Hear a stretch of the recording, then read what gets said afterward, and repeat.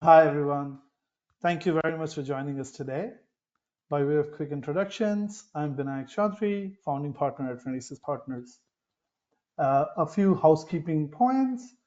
One, this webinar is being recorded, and we will be sharing the recording of this webinar with all the attendees afterwards. If you have any questions during the discussion, please feel free to put them in the chat, and we'll do our best to address them. At the end of the webinar, there will be a very short survey. We'd encourage you to share your feedback. And finally, we have scheduled an hour for this, just to keep some buffer. We'll do our best to wrap it up in 45 minutes, but just in case we run over, we have booked an hour for this. Right, so with that out of the way, the topic of today's webinar is Gen Z research, and are we getting it right? And I'm delighted to be joined by Paul Nesbitt today to provide his first-hand observations, point of views, and future expectations on how we should be approaching market research when it comes to Gen Z. Just some quick intro about Paul. Paul is the Global VP of Research and Insights at Condé Nast. He's a seasoned leader with deep expertise in consumer insights, and he's a contributor to the ongoing discussions on all things Gen Z. His insights are instrumental in helping brands engage with both current and future generations. Paul previously have held leadership positions at Twitch, driving consumer-centric decision making. So Paul, welcome and looking forward to our discussion today. Oh, thank you for having me, and thank you for that wonderful introduction. It sounds so good when I hear somebody read it. Great. Right, so let's dive in. Mhm. Let's start with a broad clarification question, Paul. Yeah. So everyone talks about Gen Z and how different Gen Z is from other generations. And there are a lot of reports which talks about that, right? Mhm. What does that really mean? How should we interpret that? And I'll explain what I mean by that. So when we see results which talks about how Gen Z is different, should we interpret it as how is someone different today from other generation? Or do we interpret it as how is someone today different from older generation when they were of that age? So in a sense, is it are we comparing, as an example, is a 27-year-old different than a 35-year-old today? Or are we comparing, is a 27-year-old today different than somebody who was 27-year-olds when in 1981, let's say? Yes, that's a good question to start with, and I think the way I look at it when I look at generations, I think each generation is uniquely different in some shape or form, and I think they tend to be different on an attitudinal level. They certainly tend to be different on a behavioral level. And I think what makes each generation, I would say, different is it's normally particularly the perspective I look from as well. It's normally the macro behaviors which are influential when they're growing up or at that time. But I think more recently and more importantly, the technology which is available, which kind of changes their overall kind of behaviors and how they engage with stuff. And for someone like me who's kind of spent a lot of time in the media world, I think the technological differences and the technological influences is what I tend to focus on, what's driving the behaviors. And I can give you a couple of examples of this. I mean, when I look at kind of millennials and what makes them so different, they were the first digital generation, as we love to call them, and I think they're more inclined to go to Google and then search for something and then go to a website. And if they are using social media, they tend to prefer Facebook or they tend to prefer Instagram. If you compare that to, say, their boomer parents love reading newspapers. They love watching linear TV. They love having content curated for them because that's the media experience which they grew up with. And then we get into Gen Z. Gen Z, they're really into online community because there's a lot more community social spaces for them kind of online. They're a bigger gaming generation than what we've seen before. I think upwards around 90% of them are classified as kind of gamers. And I think they're more likely to go to TikTok to search for stuff. And they're more likely to go to their peers for content and information as well. And I think that's just the behaviors which I look at. I think attitudinally, again, I see something different when I'm looking at Gen Z compared to the millennial cohorts, for example. So they tend to vocalize more. in terms of kind of their actions and vocalize around the causes which they're passionate against. So you see things like diversity and climate change, they talk about a lot because they feel it's their responsibility to change the world. If you're a Gen Z person growing up, you know, well, let me take a step back. If I'm talking about climate change and I think about how it's going to impact me, I'm there going, okay, I'm probably going to have a few more hot summers for my latter years, but really I'm not going to see the severe changes of what climate change could do to a planet. Whereas a Gen Z person is starting to think about, wow, you know, there's going to be some serious impacts in my lifetime, which is going to impact when I'm going to be alive. See, if you if you see some of the news stories and the trajectory we're on, so that now implores them as a generation to be a lot more active about it and want to change things than the generations which preceded them as well. So yes, they are different. I think at a needs level, what these generations are going for, what they need or want from content, that doesn't change. I want to be entertained, I want to learn and that type of stuff. But their behaviors and their attitudes does make each of these generations quite unique. Great, thank you. Let's expand on that and look at and challenge that as a counter, right? So, proponents of generational research, Pew Research Center, have said that they're not going to be looking at generational analysis unless there is historical comparable data. And the risk is because of stereotyping and making wrong assumptions about generations, right? Yeah. And the trouble is, so in a sense, if you want to compare 27 years of today to 27 years born in 1981, you need to be able to have comparable data. Yeah. And for market researchers and brands, agencies, consulting companies, etc., the challenge is that you may not always have historical data on comparable questions. You Absolutely. know, it's hard. In fact, in a lot of situations, it's very hard to have comparable data on same questions. So, Yeah. in that scenario, how do we actually effectively analyze and interpret differences which are based on generational distinctions? Because there is no comparable data set to compare these two groups. There is no comparable data set. I think that's absolutely true. But I guess, and I relate it more back to my world and what I'm doing now, I know that there are very distinct differences between the generations, which can give me an indicator of what behaviors to expect now. So I don't, I understand that we can't have those comparison points between, 30, 40 years ago. But when I'm coming into my day to day right now, I'm there going, I want to know the difference between these generations and how we evolve our products towards them right now.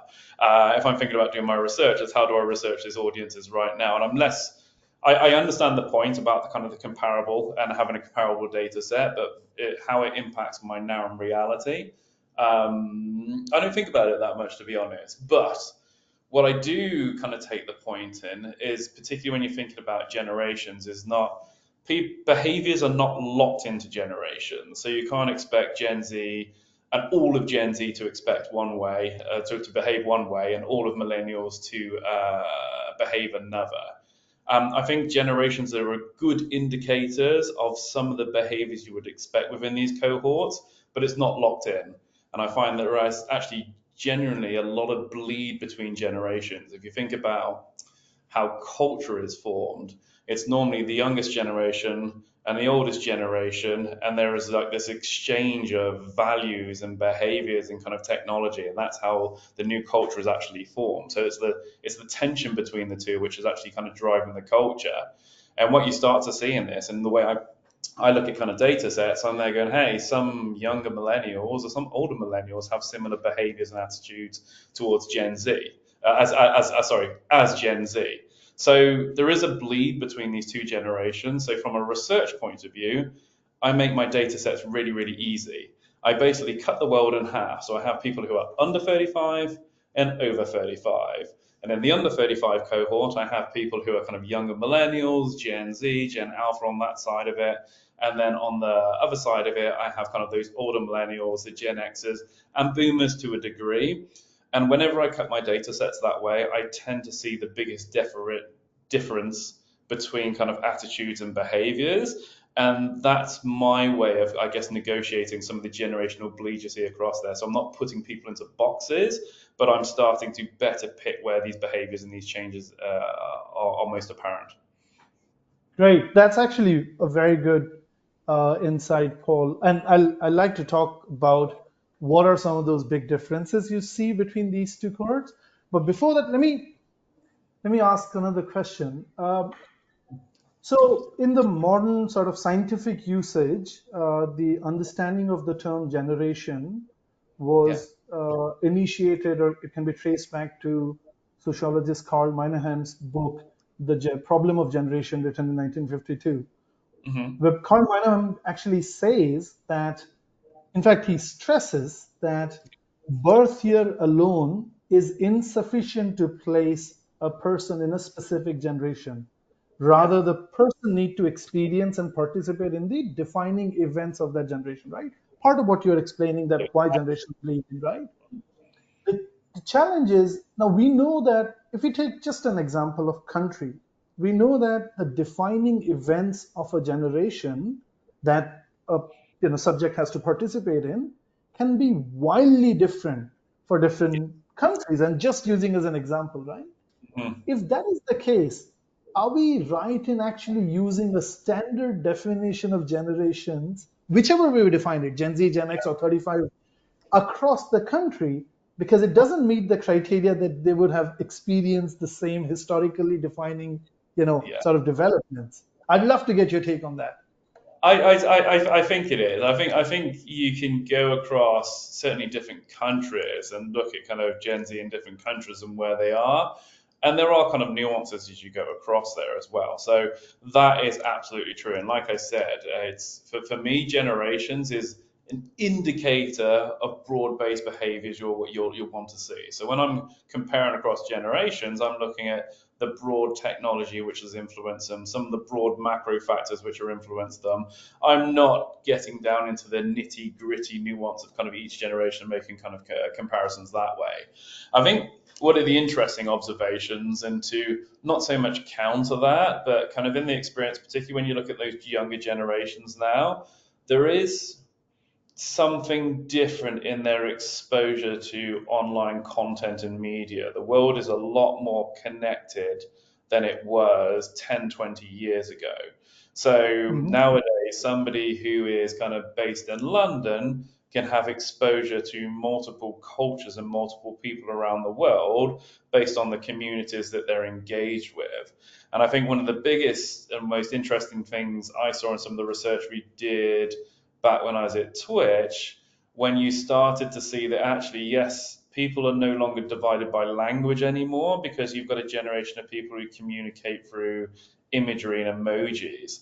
So all of a sudden, somebody who speaks Chinese or Mandarin, sorry, and somebody who speaks Italian can communicate in the same communities. They're communicating through a common base language of imagery. So all of a sudden, your world and your the values and experiences of Gen Z and the dividing lines we used to see between kind of markets and cultures again are starting to blur as people get more exposed to this as well. So I think that is one of the bigger changes we're starting to see among Gen Z, and I expect that to get a lot more pronounced as we get into Generation Alpha, who is a generation who've just grown up completely connected in online environments and online communities as well. So I think for me is one to watch because I think there's going to be a less differentiation between markets than what we would have seen in previous generations, who were a lot more isolated from the rest of the world. Great, great. No, thank you. Makes sense. I'm very keen to pick on some of these findings that you've seen.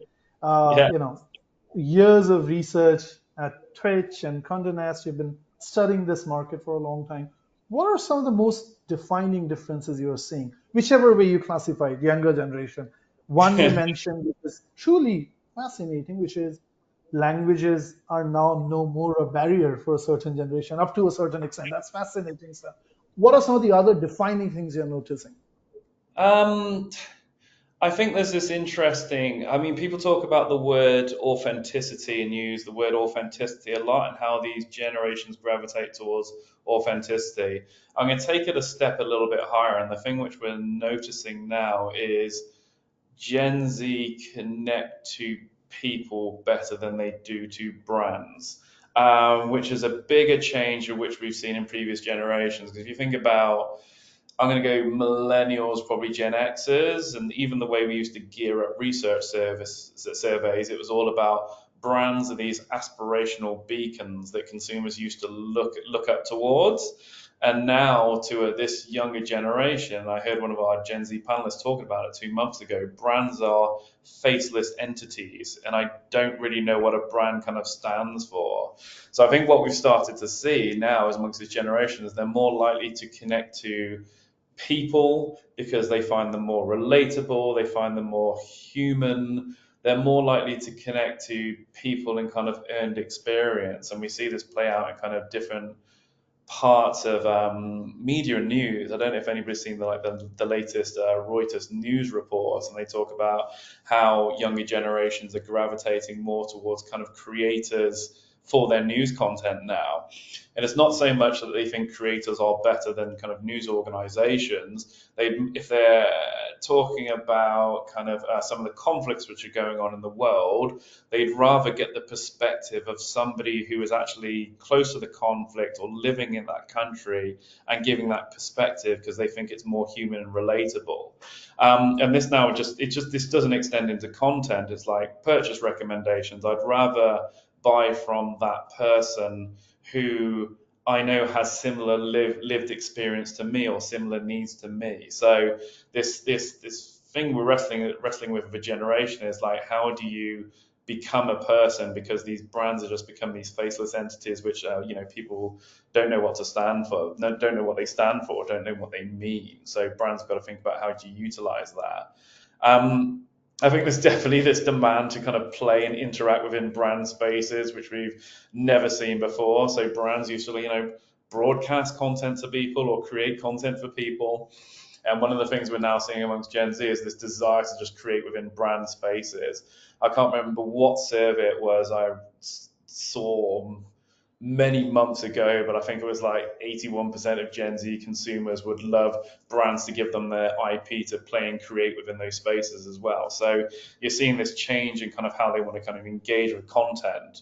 And I think the third thing, which I always keep quite mindful at the moment as well, is they tend to gravitate towards brands or people who match their own personal value sets as well. So whatever this generation are interested in or they're most passionate about or they find most important, they will gravitate towards brands or people who kind of reflect those values. They're a lot more choosy about the brands and the people they engage with. Great. In Yeah, a, no, sorry, please finish your thought. Sorry, go on. no, I was going to say, in a nutshell, it's kind of those three things. So when anybody talks to me about these audiences and what's different, I said start in those three areas. If you understand those three principles, you can create content or go and research these audiences. Great. Yeah, no, makes sense. What about skepticism? So I'll tell you what I mean by that. So we did some research, and obviously there's enough talk about the sensitivity of younger generation towards doing the right thing and caring about the world at large, and it's for them to act on it. And one of the things we found, and I'm sure there is a lot of research which talks about that, is it's the difference between what they say and what they do. When you are asking questions around your sensitivity towards sustainable product versus when you actually look at purchase data, you see big difference. And we were trying to investigate that, and one of the things that we found was, and I'm overgeneralizing, I'm very conscious of that, but one of the things that we found was that uh, there's a level of skepticism in a younger generation in trusting what the brands put out in terms of their green credos. They they often feel that it's a means and way to sort of circumnavigate the issue at hand and try to have a little bit of posturing rather than real substance. Are you seeing any evidence in your research on Mm. that? the more younger generation is more connected, more informed, hence more skeptic, Yeah, or is that something you haven't noticed? I'm keen to get I've, your reaction to all of those things, right? So, I mean, look at they're a generation who've been, okay, let's say trained. They've been overexposed to information from a very, very young age. Like when we were probably growing up many, many, many years ago, we didn't have such overexposure to the news because the news would be in a paper format and our parents would be reading it and we'd be playing and having fun. But you talk about a generation who've come up kind of exposed to kind of real issues from a younger age. So, and I wouldn't say they're particularly. I think that's probably a more informed generation than what we've seen previously. So they've got access to more information. So of course they're a lot more critical, skeptical in some cases. And I think alongside it, you see some research around kind of there's a lack of trust in kind of authority, which is happening. They're a lot more kind of skeptical about kind of big brands saying things but not kind of fulfilling with the actions because they can now see if these brands are doing what they say they used to do. It's not an advert on TV saying we do X, Y, and Z. You can see behind the scenes the organization, that's actually what's happening. So I guess it comes back to a fact that actually, if you are not authentic or kind of true to yourself as a brand, this generation will sniff it out. And I think in the best case scenario, they'll walk away from you. In the worst case scenario, you'll become a meme, and everybody will know as a brand what you're doing wrong, and the whole internet will find out about it. Which so, yeah, I think that is true. I think they're a lot more informed and a lot more kind of skeptical about kind of the content. But like I said, on the it's not a lot of people kind of confuse this with a generation being like too serious, and they're not a serious generation at all. Like the content they produce online is a lot more, I'm going to say sarcastic, it's more kind of ironic and it's quite fun. And if you fall on the wrong side of that skepticism, then you will go into that ironic and fun bucket and then become the meme for them. That's interesting. No, makes sense. Are there any sort of areas you see your research have it indicated? Has it indicated any areas or any topics which you find the younger generation to sort of, engage more with? Are there any specific interest areas that you've seen? uh, Engage more with. I'm just trying to think in terms of what they engage more with. I mean, when I'm talking about kind of content, and particularly amongst these audiences, I don't like they like stuff, they like cooking, they like sports, they like all the normal content which we would not like we would normally talk about and put out to different consumers.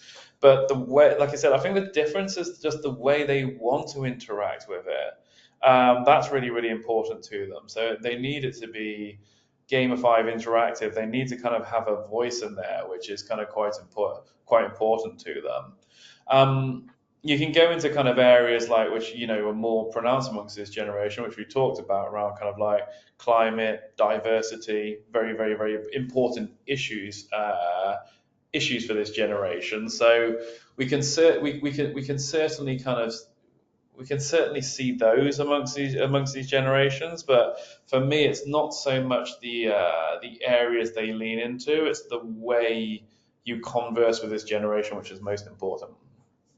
And when you say it's more prominent, again, just for clarity, do you mean it's more prominent when comparing to an older generation today, or is it more prominent to younger Yeah, generation in the past? yeah. I'm always comparing to kind of generations which came before them, and it's like, okay, it's the, just every generation had kind of different issues, right? I remember kind of Generation X kind of came onto the scene, and I'm thinking about kind of UK club culture, which was like a huge coming out moment for a generation where people started, as part of club culture, and if I remember some of the books I was reading, started integrating with, it kind of broke down some of the barriers between kind of people from different diverse backgrounds and people sort of coming together kind of in those moments. So, as a generation, there was an awareness of diversity and kind of segregation, and like I remember the UK club culture kind of broke those barriers down for kind of a lot of people.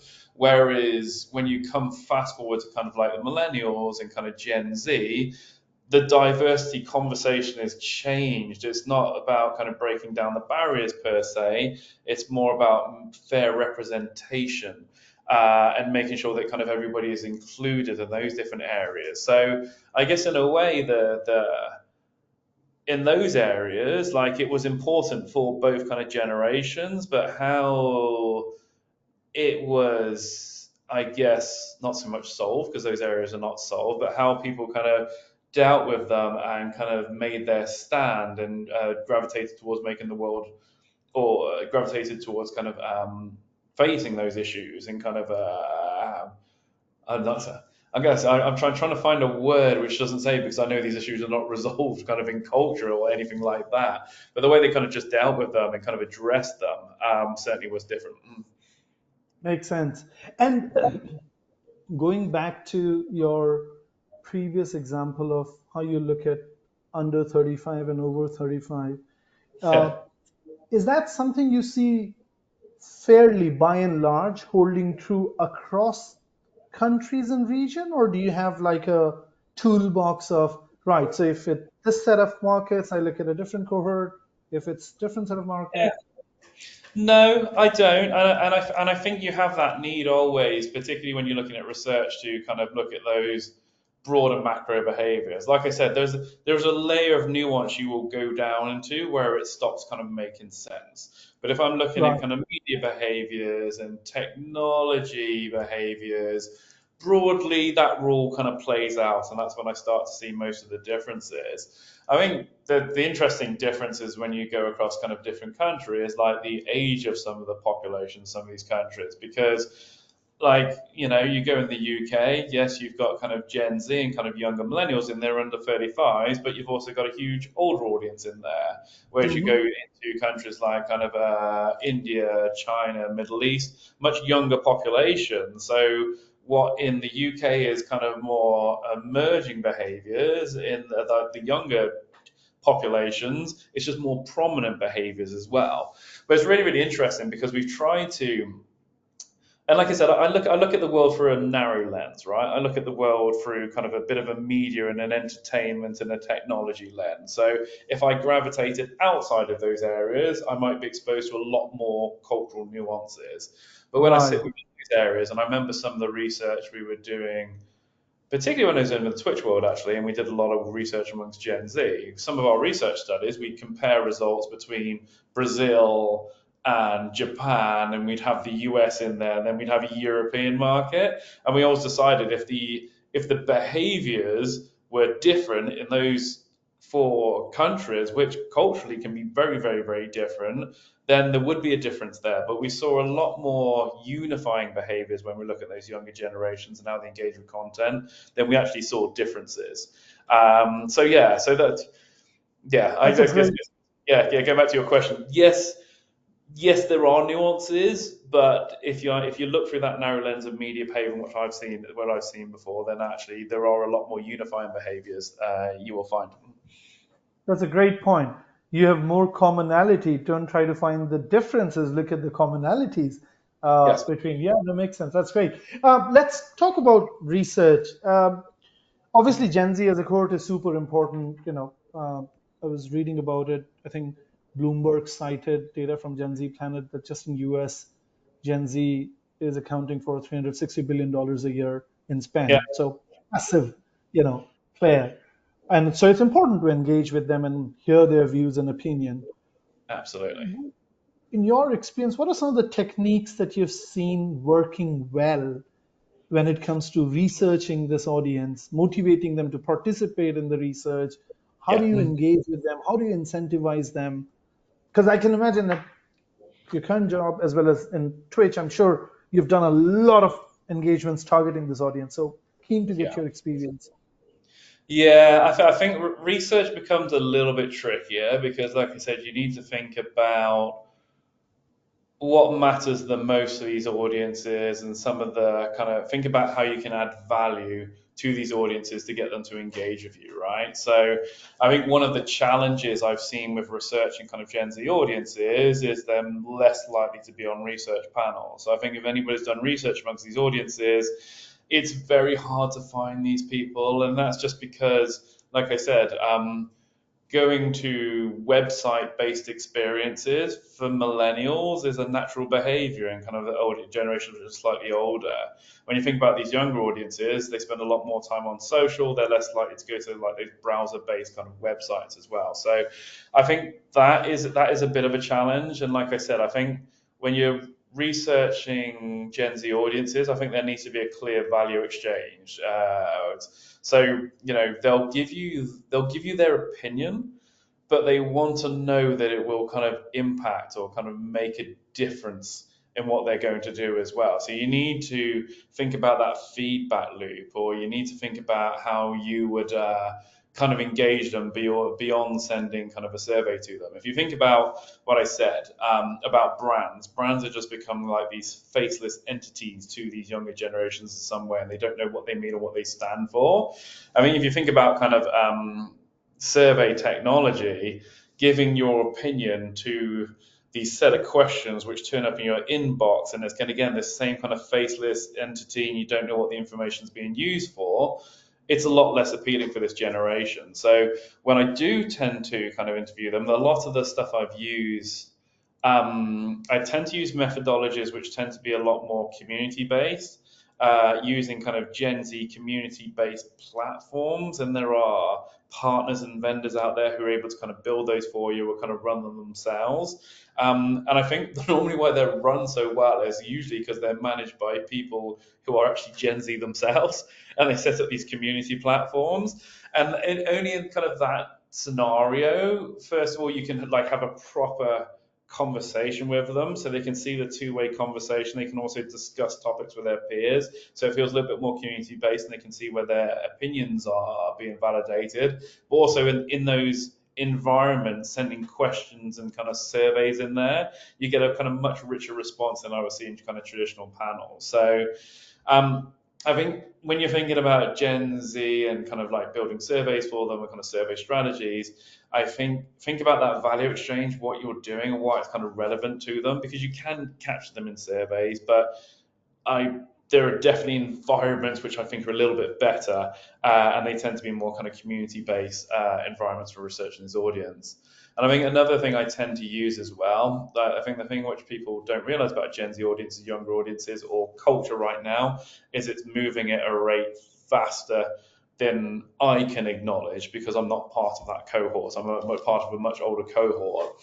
But the fact that culture is kind of moving so fast and Gen Z audiences are creating kind of right in that culture right now, I tend to lean into a lot more cultural experts and insight professionals to help me understand where culture is going, because then I can start to predict generational behaviors. And particularly for me, when I'm there going, okay, everyone wants to talk about Gen Z right now, that's brilliant. But in 2 years' time, we need to start thinking about Generation Alpha. So if I can start using more cultural insights, and I can start to see what's happening in 2 years' time, rather than trying to chase the tail of Gen Z right now when their culture is evolving on a daily basis as well. So I tend to use a lot more around that, but I'm not taking surveys off the table. I think you just need to think really, really carefully about how you use surveys and that value exchange when you can engage those audiences.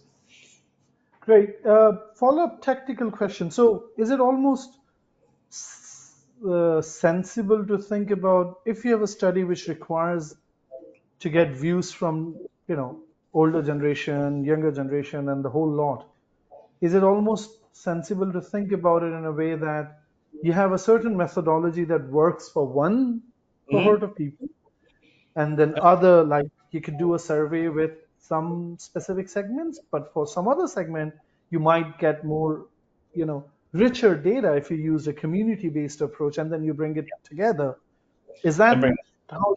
Yeah, I think for me, I do think when I'm in the over 35 audience, I'm more than happy to use traditional panels and traditional methodologies. In what that audience has been used to absolutely kind of works. I think when it gets into Gen Z, even if I'm running that same survey, using something more qualitative, more community based to get some context alongside that to explain what I'm seeing, kind of add values in there. But like I said, even if I was to target Gen Z with a survey now, I was thinking about this morning actually. I was there going because I knew you were going to ask me about surveys and research, and I was there going, how would I create a survey for a Gen Z person? And I actually kind of like noted it down in terms of kind of what I would do. And I think the first thing I would do, the first point I came in was being, okay, if it's going to a Gen Z person, make it more interactive, immersive, and gamified, because I think that will start to get their attention. I think as I touched on, that kind of value exchange piece is really, really important. And I think about, and this is probably not the best example because I'm not the target audience, but I think about some of the interactive quizzes I see. Now, for my sins, I'm a Liverpool FC supporter, and I go and follow a lot of Liverpool FC news, and I see it all over the internet. But the things what engage me now with surveys is they have these little quizzes where you can pick your best 11 of the weekend, and then you choose it, and it's a bit of it's an interactive quiz. But before giving you the results, then they ask you a couple of branding questions in the middle of it, and then give you a results which you can compare to other users. And I think, yes, that's kind of aimed at people like me, but that is the best reflection of an interactive gamified experience, I would say, for a Gen Z person, because you've made it interactive, but then there's this value exchange of knowledge, which makes it worthwhile for them to engage in it as well. And I think the other thing I would think about when I'm writing it is like, how do you make it highly personalized to them?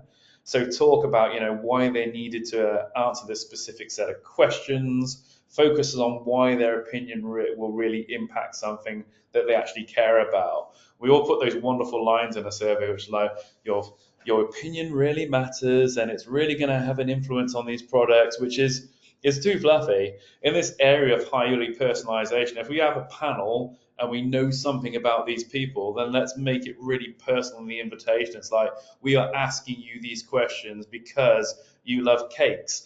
And we know that you love cakes, and actually by answering these questions, you'll be able to help us design the best cake for Marks and Spencer's, whoever that might be. Just make it really kind of personal. And I think if I was to ever, not to ever, because I do surveys against Gen Z, but if I was using those kind of traditional approaches, I would think about building all of these into my survey approach to kind of engage them nowadays. But like I said, I tend to gravitate more towards the community experiences just to give me that little bit of a flavor and depth of those audiences. Great. Are you seeing that on the point about personalization?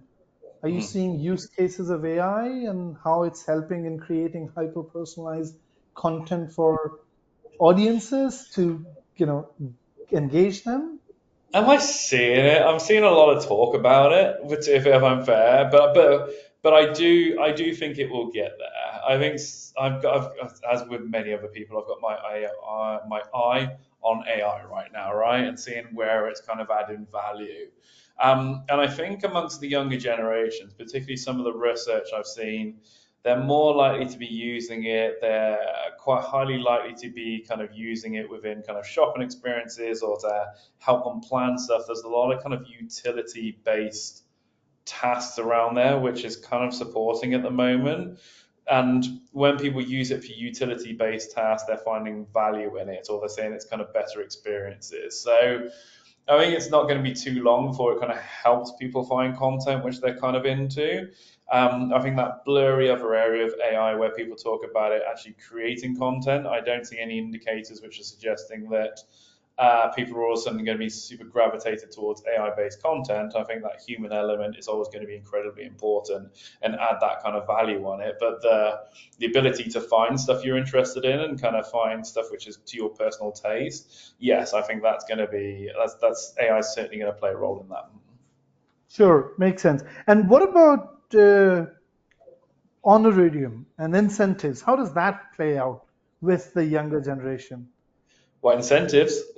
Uh-huh. Oh, right, you mean for just taking survey incentives and taking part in Mm-hmm. there? Like I Mm-hmm. said, that that value exchange is more important than monetary incentives. So this, let's say, like traditionally in the past, right? We'd say, hey, here's a survey and here's a dollar or whatever it may be. Thank you for kind of taking part. But if you take a step back and think this generation are going to give you their opinion if it's personally relevant to them, it's something they care about, then you're kind of sidestepping that need for incentive. So I think it's more about kind of to your point that making it more kind of personally relevant, a lot more kind of personalized in your approach to them, and make sure you're talking about something they actually care about, and that is going to kind of gravitate people towards kind of research. Like I have people come in and talk, Gen Z people come into my office and talk all the time. Not all the time, but we've done it a few times. They just love the experience and kind of giving their opinion. Like it's not a hugely kind of incentivized experience. It's more about the kind of conversation and being able to have kind of an impact on the things they love as well. So, like I said, yes, I don't think there's a way you could get away without having an incentive in there, but don't make that the focus. Make the value exchange and what they're getting out, make it that the focus. Sure, makes sense. Yeah, no, that's super helpful. Uh, Final question: if you have to give, your final takeaway or advice to brands looking to engage with Gen Z, what would be, let's say, top three or top five, Right. whatever you can? Yeah, I was going to go with top two, but we'll see if we can string it out a little bit as well. So, okay, so engaging with those audiences. I think if you want to engage with a younger audience, the first thing you need to do is understand who you are and what you stand for. And who are the people who can kind of represent your brand to kind of engage with this audience. And this is going back to that point around which you made around kind of skepticism as well. um, I think Gen Z audiences understand when brands are being insincere or when people are being insincere to them. So I think it's really important if you understand who you are as a brand and what you stand for and what your values are, and you don't hide behind them, you kind of just put them out there in the world, then I think that is the best way you're ever going to get these audiences to kind of connect with you, because then you can start to, they will identify with you, they will understand kind of what you stand for, what you mean, they will see values in you that they associate with themselves as well, and you're going to build much kind of better connections with them, and you'll get a lot more love from them for being your real self. So I always say to anybody, just kind of start there in those two areas, understanding who you are, and then also making sure that you have that kind of front and center in your proposition through the people who kind of represent your brand and your marketing comms, and you will build a real deep connection with this audience. But if you get that wrong, like I said, the risk is you're going to become a meme on the internet, and that may be good for your branding if you're just trying to drive awareness of your branding, but it's a hard road to come back from. no, it makes sense. And I think it's a great point that you mentioned earlier, this acknowledgement that we are not part of that cohort, we are, Yeah. older than that. That recognition to bring in that voice in helping shape that up is actually pretty Yeah. instrumental, which often we have not seen. A lot of discussions are happening by non-Gen Z or thinking about how Gen Z is behaving. Yeah. So I think it's important I, to bring I that. think that's a really good point, and I think one of the things I try to do within my team is kind of elevate the younger generations within the team into the decision making. So traditionally within an organization, you have more senior people in the decision making and more kind of junior team members who are kind of supporting those senior decision makers. But I think the thing you need to understand about this generation is particularly they know how to write the best content for this generation. They know what kind of challenge for this generation, and bringing them more into the decision making process allows you to kind of connect with these audiences much better.